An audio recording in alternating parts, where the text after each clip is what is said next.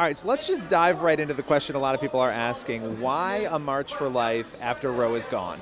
Oh, well, this is what we've been marching for. So this is the first year that we can actually celebrate that the first step has been achieved, and that is the overturning of Roe. And we have now a whole new opportunity in our laws and policies and in our culture to really imagine a pro-life America. It's possible now.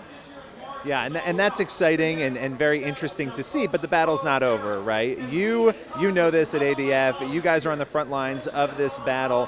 What are some of the things, I guess, the new wars that are going to unfold and that are already unfolding on the abortion front? Well, it started on day one.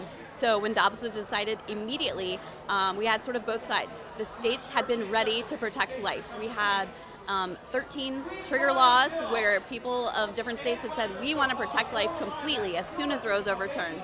And so that was off to the races. And at the same time, the abortion industry filed lawsuits right away. I think we have more than 30 active lawsuits right now where the abortion industry is trying to strike down duly enacted state laws where the people of those states have chosen lawmakers to enact these policies to protect life.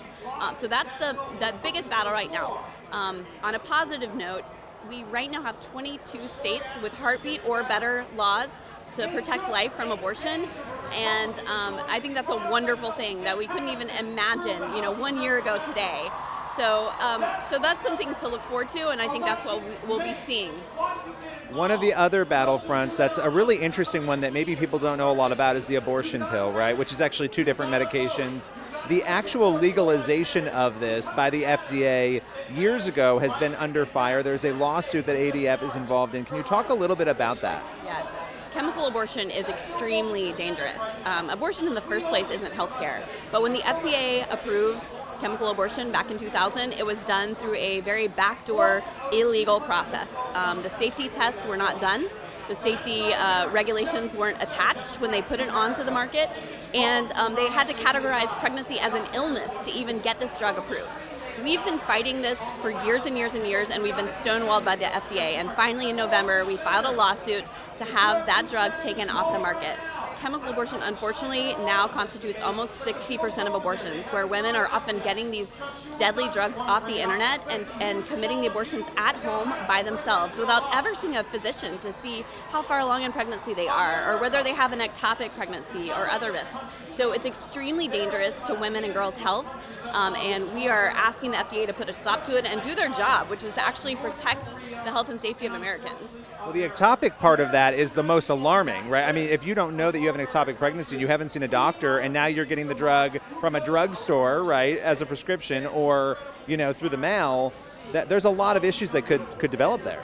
Absolutely, and Planned Parenthood will tell you that the symptoms that you experience during a chemical abortion, they mimic actually what you would have in an ectopic pregnancy. So you may even be seeing the hemorrhaging and feeling pain, and Planned Parenthood would say oh no, that's what you're supposed to be feeling.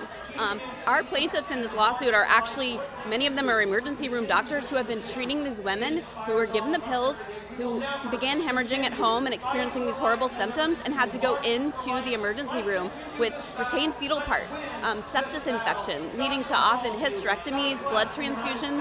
It's highly dangerous. We have all of the evidence and the data and doctors who have experienced this one-on-one with women who are suffering because of these deadly drugs.